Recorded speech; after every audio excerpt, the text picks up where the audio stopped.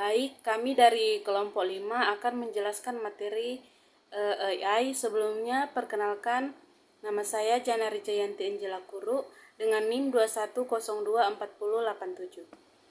Saya Febrita Bungkaes dengan NIM 22024042. Perkenalkan, nama saya Renali Rununu dengan NIM 22024104. Baik, jadi di sini kami dari kelompok 5 akan membahas tentang materi AI atau kecerdasan buatan.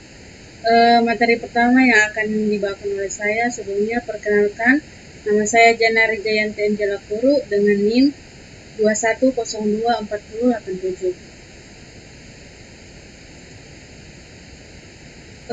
Adapun beberapa materi dalam manajemen support system, yaitu yang pertama Decision Support System atau DSS, yang kedua Group Support System atau GGS, termasuk grup DDS atau GDSS, Executive Information System atau AIS, kemudian Expert System, Artificial Neural Networks, dengan Hybrid Support System. Kemudian yang berikutnya yaitu faktor-faktor yang mempengaruhi pengambilan keputusan. Faktor yang pertama yaitu teknologi struktural atau kompetisi dengan tren yang meningkat menghasilkan lebih banyak alternatif pilihan. Faktor yang kedua dengan kompleksitas struktural kompetisi menghasilkan tren yang meningkat dengan hasil biaya yang lebih besar dari kesalahan yang terjadi. Faktor yang ketiga, pasar internasional dengan tren yang meningkat menghasilkan ketidakpastian. Kemudian stabilitas politik dengan tren yang menurun, hasil berkaitan dengan massa. Selanjutnya faktor konsumerisme dengan tren yang meningkat dengan hasil depan. Faktor intervensi pemerintah dengan tren yang meningkat dengan hasil yang depan. Kemudian faktor-faktor yang mempengaruhi pengambilan keputusan-keputusan. Yang pertama adalah kecepatan perubahan luar biasa besarnya. Yang kedua, pendekatan manajemen trial dan error menjadi lebih sulit. Kemudian yang ketiga, manajer harus lebih canggih, harus belajar bagaimana menggunakan tool dan teknik-teknik baru yang selalu berkembang di bidangnya masing-masing. Adapun 3 fase proses pengambilan keputusan. Fase yang pertama yaitu intelligence, yaitu pencarian kondisi-kondisi yang dapat menghasilkan keputusan. Yang kedua, decide, atau menemukan, mengembangkan, dan menganalisis materi-materi yang mungkin untuk dikerjakan. Kemudian yang ketiga adalah choice, atau pemilihan dari materi-materi yang tersedia, mana yang akan dikerjakan. Kemudian adalah proses-proses yang terjadi pada kerangka pendukung keputusan. Pertama adalah terstruktur, yang mengacu pada permasalahan rutin dan berulang untuk solusi standar yang ada. Kemudian yang kedua tak terstruktur, adalah fungsi. Permasalahan kompleks di mana tak ada solusi serta-merta. Masalah yang tak berstruktur adalah tak adanya 3 fase proses yang terstruktur. Ketiga, semi terstruktur. Terdapat beberapa keputusan terstruktur, tetapi tak semua dari fase-fase yang ada. Decision Support System atau DSS, suatu sistem yang ditunjukkan untuk mendukung manajemen pengambilan keputusan, dan sistem berbasis model yang terdiri dari prosedur-prosedur dalam pemrosesan data dan pertimbangannya untuk membantu manajer dalam mengambil keputusan. Adapun beberapa syarat DSS, yang pertama sederhana, yang kedua robust atau kuat, mudah untuk dikontrol, mudah untuk beradaptasi, lengkap, serta ramah pengguna. Yang kemudian adalah istilah-istilah dari DSS. Source yang pertama, DSS defined in terms of, atau DSS didefinisikan dalam istilah. Yang kedua, menurut Gorey and Stuart Morton pada tahun 1971, problem type, system function atau support, atau jenis masalah, fungsi sistem atau dukungan.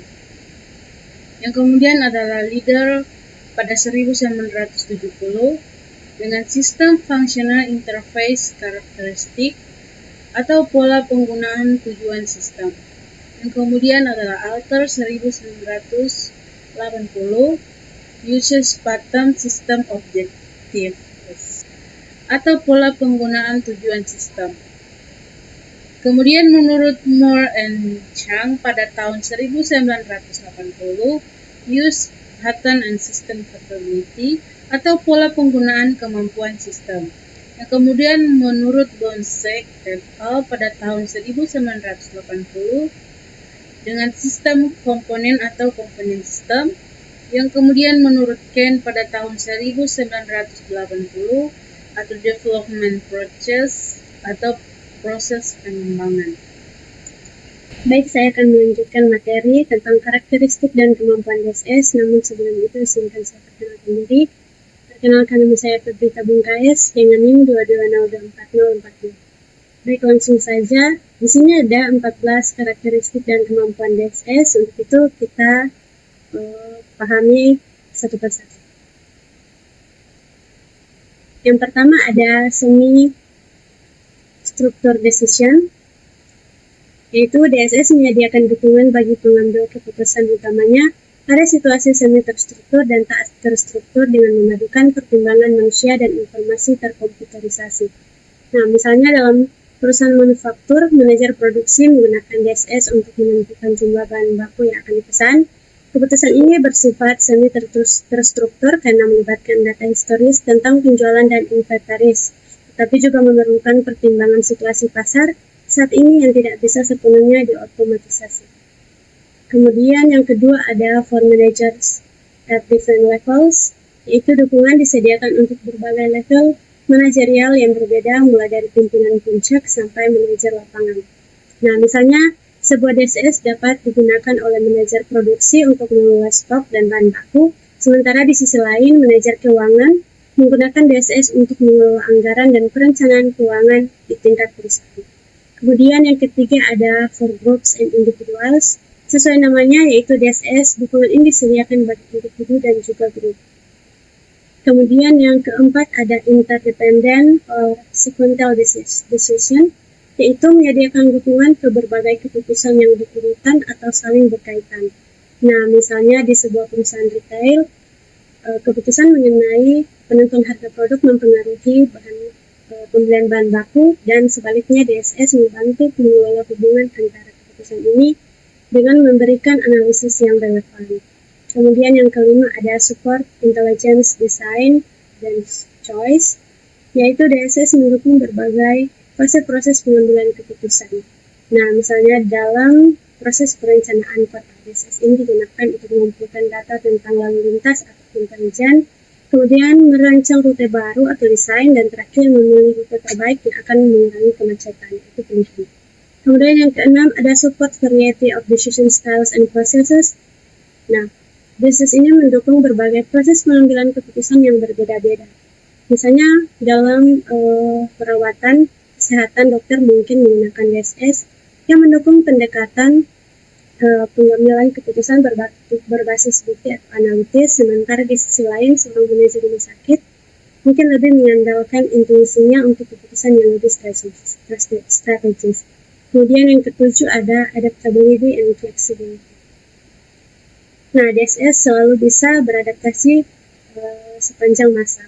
Nah, DSS di perusahaan logistik dapat disesuaikan dengan perubahan pola distribusi atau rute pengiriman yang terjadi akibat perubahan cuaca atau gangguan yang lain.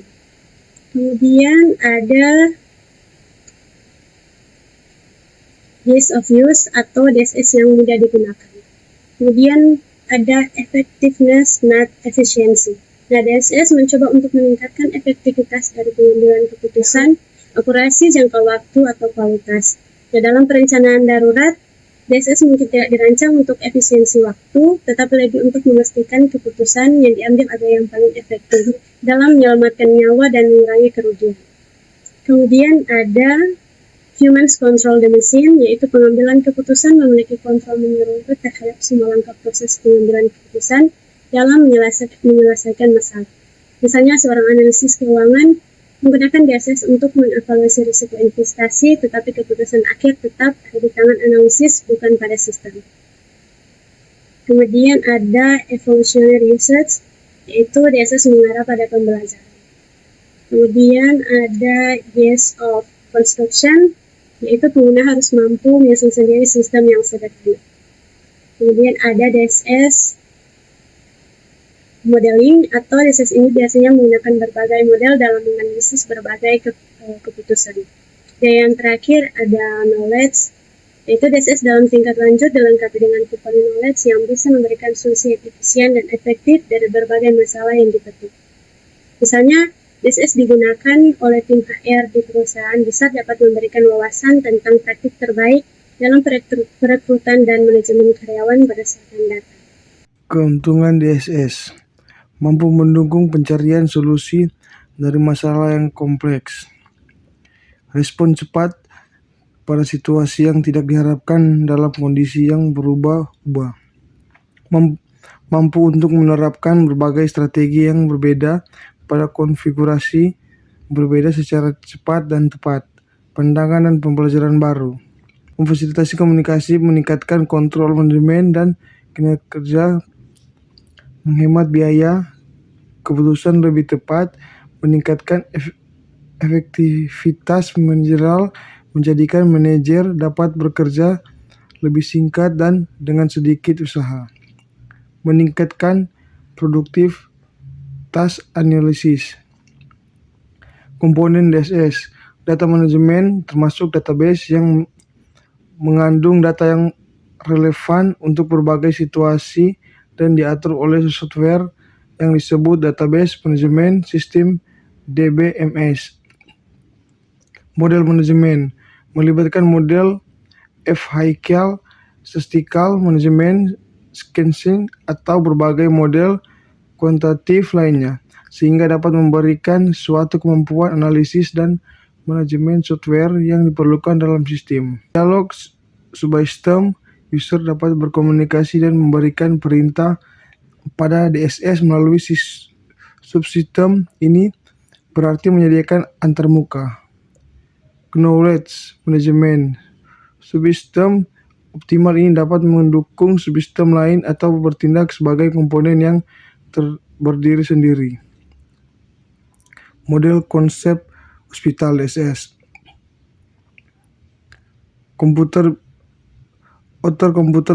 based system, data management, model management, knowledge manager, dialog management, manager. Baik, selanjutnya kita masuk pada materi Group Support System atau GGS dan Grup DDS atau GDSS. Grup DDS atau GDSS ini adalah jenis GDSS yang dirancang khusus untuk mendukung pengambilan keputusan kelompok. GDSS menyediakan alat dan teknologi untuk membantu tim atau kelompok dalam melakukan brainstorming, diskusi, dan memilih alternatif solusi. Contoh fitur GDSS termasuk voting, brainstorming, anonim, dan pengumpulan pendapat dari anggota kelompok. GDSS sering digunakan dalam rapat, sesi perencanaan strategis, dan pengambilan keputusan di lingkungan korporat. Kemudian, Executive Information System atau IAS. Sistem ini menyediakan informasi strategis untuk eksekutif melalui dashboard dan laporan gratis. Contoh, seorang CEO menggunakan IAS untuk memantau penjelasan secara real time dan melihat tren penjualan yang menurun sehingga dapat segera mengambil tindakan. Kemudian expert system. Expert system digunakan untuk mendukung troubleshooting dan pemeliharaan sistem. Sistem ini dapat memberikan rekomendasi otomatis untuk memperbaikan berdasarkan gejala masalah yang diidentifikasi yang berdasarkan pada basis pengetahuan yang ada. Contoh, seorang teknisi jaringan menggunakan expert system untuk mendiagnosis dan memperbaiki masalah jaringan yang cepat. Sistem tersebut memberikan saran berdasarkan analisis log dan riwayat kejadian serupa. Baik, selanjutnya adalah Artificial Neural Networks, yaitu teknologi AI yang memodelkan pola kompleks dalam data untuk prediksi dan klasifikasi. Contohnya, sebuah bank menggunakan ANN untuk mendeteksi transaksi penipuan pada kartu kredit dengan mempelajari pola transaksi yang mencurigakan. Dan materi yang terakhir yaitu Hybrid Support System, itu merupakan sistem yang menggabungkan berbagai teknologi atau pendekatan untuk mendukung keputusan secara lebih efektif. Contohnya, sebuah perusahaan teknologi menggunakan Hybrid Support System atau HSS yang menggabungkan ANN untuk prediksi beban server dan Expert System untuk memberikan saran optimasi sumber daya secara real-time, membantu dalam manajemen infrastruktur cloud yang lebih efisien. Baik, demikianlah materi penjelasan mengenai DSS dari kami kelompok 5. Sekian dan terima kasih.